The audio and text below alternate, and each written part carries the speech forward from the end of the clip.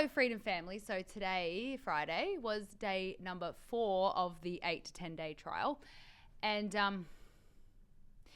it's hard to find the words to explain to you exactly how today went. But I would like to say, and I know I feel like I'm acting like a lawyer right now because I'm choosing my words so wisely, but it could not have gone better if I had written the script myself.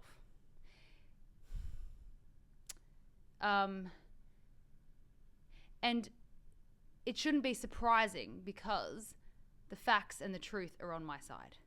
I don't need a strategy. I don't need to be clever. I just need to tell the truth. And that is shining through in this trial. And I'm grateful that so many people are praying for me and are supporting me, because there was many moments today when I felt like crying because I knew that God was there in the room with me, dictating exactly what was happening. And guess what? I didn't have to do anything. The best things that happened today was nothing I did.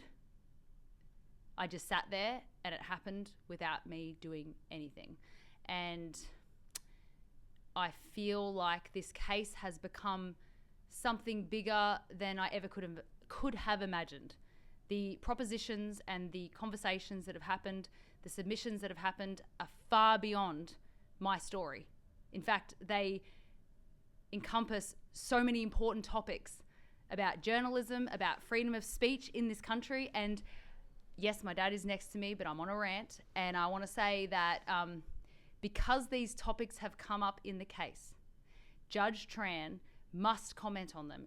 From what I understand of the legal judgments and things like that, I think that everything that has come up is specifically for a reason. And win or lose, those conversations will be very important for the future of Australia's democracy and freedom of speech. To the witness I had today, you did an amazing job. And to everyone who was there, you really, really supported me. And the last thing I want to say before I bring my father into the picture is that there was a moment today when the defendants were cross-examining my witness, who was my videographer, on October 31st. He was attacking my witness for his political beliefs. There's no ifs, ands, or buts about it. And in that moment, I felt the same way that I felt on October 31st, which is judged and prosecuted for my political beliefs. That is the reason this trial is happening. That is the reason I did not take a deal, because I wanted to air the political bias that the government and that the police had on people like me and people like my videographer, who was just doing a job. He was getting paid to be there, but he was treated like a protester just because he was working for someone that they did not agree with. And this is a huge topic that has come up in the trial that I did not expect.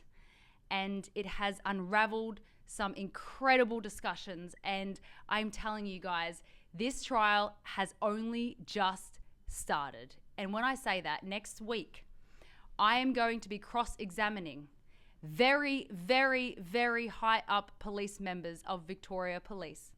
And they will have to answer to me as to what they did, why they did it, and if there was a bias in their actions. And based on the last 4 days, I can tell you right now, it won't be boring. You should watch. You should read the transcripts if you're interested. And I'm sorry, Dad, you've been sitting here for ages. But it's been a really big day. And I'm not usually lost for words, and I'm not lost for words totally, but I'm really overwhelmed right now. It might not look like it, but I hide my emotions really well. You don't want to be mean to anybody. You don't want to be arrogant or anything like that. But what do you, Dad wasn't there because he's still a bit sick, but he's getting better. We went out for dinner tonight. What do you want to say? Monica, there was a couple of big occasions where I felt the tide was totally turning, and it made I can't mention defendants look really, really super bad, and which was great to be pointed out, because some of the things that happened and talked about was so frivolous that you think, why are they talking about that? You know, it's just not necessary. they just seem to be rattling on, you know. And I think the judge actually mentioned that, you know.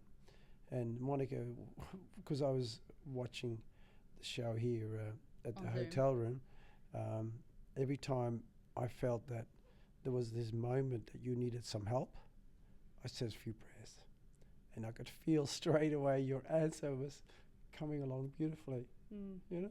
Yeah, it's good. My mum was behind me praying as well, and there was moments where I had to take a few breaths, right?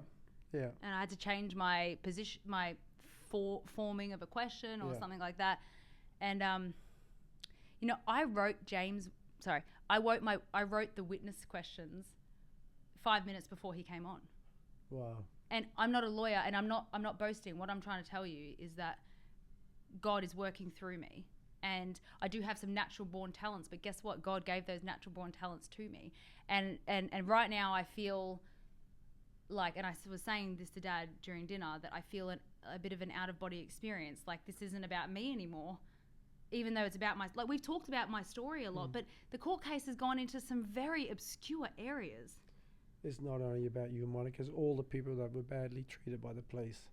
It's all of them. And can I say that there is a rule that you cannot start a court proceeding if it's more than 3 years from the incident.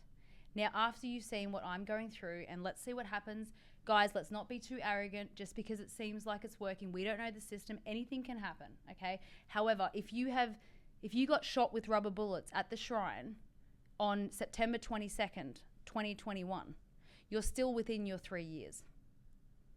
And after the end of this, I'm going to have some experience in this.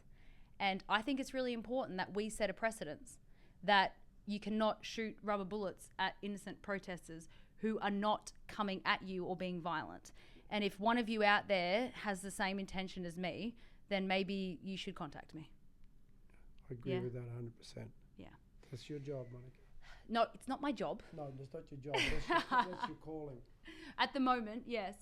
Anyway, I think we've said enough. It's Friday night. I have the weekend to prepare to cross-examine 2 extremely high-up police members on Monday. So you should definitely be watching on Monday. And I did speak, you don't know this, but I spoke to the administration at the magistrate, and they said, yeah, it's okay. It's not the magistrate, the county court, and because they needed to help me with something, and they were very lovely and nice, and they're very accommodating in those ways. Anyway, they said, we've been really busy responding to people who want to watch your case. They're like, sorry, we've just been a little bit preoccupied. So they've had to email back in groups, and there is a Zoom link available, guys. Just follow the procedure and do it. And maybe if your friend has done the procedure, maybe you can ask them to get the instructions of how to watch it, and you can share it with each other. But next week is going to be interesting. But I just want to reiterate that if I do a good job, it's, yes, I've prepared, obviously, but I'm not a lawyer, and I'm winging it as much as I'm winging it. But know that God's behind everything that's happening here, and it's not about me. It's not about you. It's about the greater purpose and the democracy in this country. I think it's become that big of a topic, to be honest. Yeah. Anyway, happy Friday. And Dad is going to be there at the courtroom every day from Monday till the end, aren't you, Dad? Yep. Yeah, you better be. You better be. And will you have some books with you? Of course I will. Dad's going to have some books. So we'll see you guys there.